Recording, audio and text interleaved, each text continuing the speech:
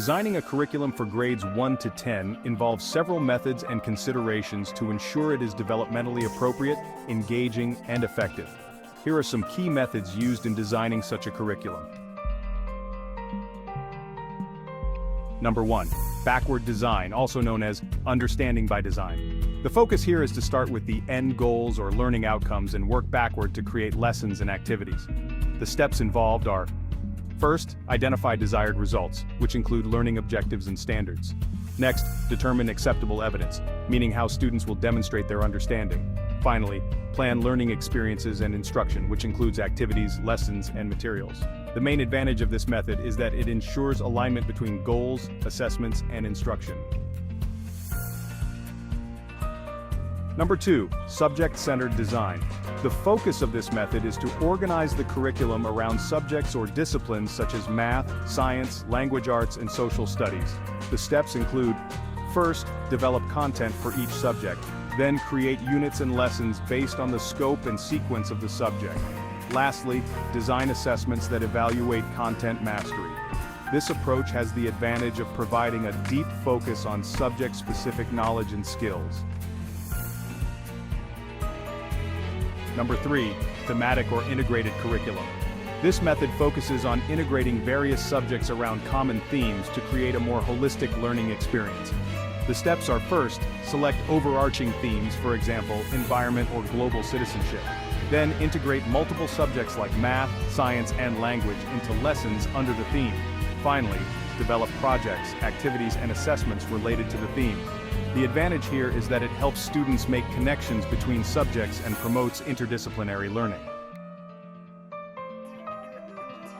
4. Competency-based curriculum.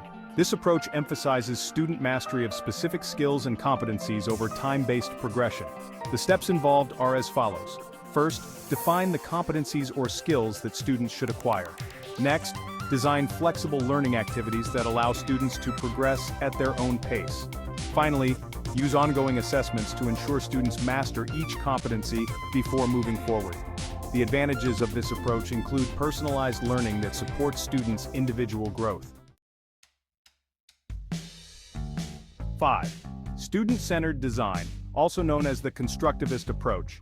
This method encourages active learning where students construct knowledge through experiences.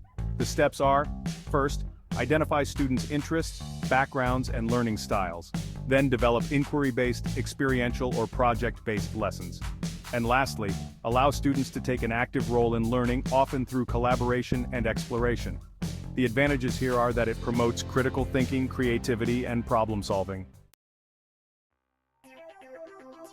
6. Standards-based design. This approach aligns the curriculum with educational standards set by educational authorities. The steps to follow include: first, review and interpret national, state, or district standards for each grade level. Then, create learning objectives and lesson plans that align with these standards. Finally, develop assessments that measure proficiency in meeting the standards. The advantages of this approach are that it ensures consistency in learning outcomes across different schools and regions. Alright, so let's talk about the spiral curriculum, which is a key component of Bruner's theory. This approach revisits key topics or concepts throughout multiple grade levels, gradually increasing in complexity. First, we need to identify the fundamental concepts or skills in each subject. Once we have those, we can create a progression where each concept is revisited in more depth at each grade level. Then, it's time to design lessons that build on students' prior knowledge and experiences. One of the main advantages of this method is that it reinforces learning and deepens understanding over time. 8. Experiential learning.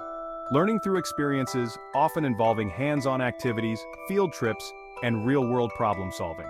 The steps are as follows. First, identify key skills or concepts that can be taught through experiences.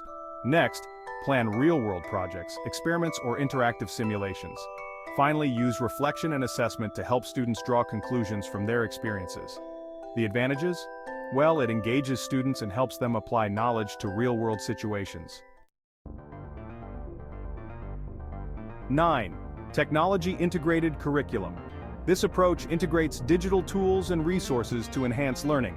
The steps include: First, identify digital tools that support learning objectives, such as online platforms and educational apps. Then, incorporate technology into lessons, assessments, and projects.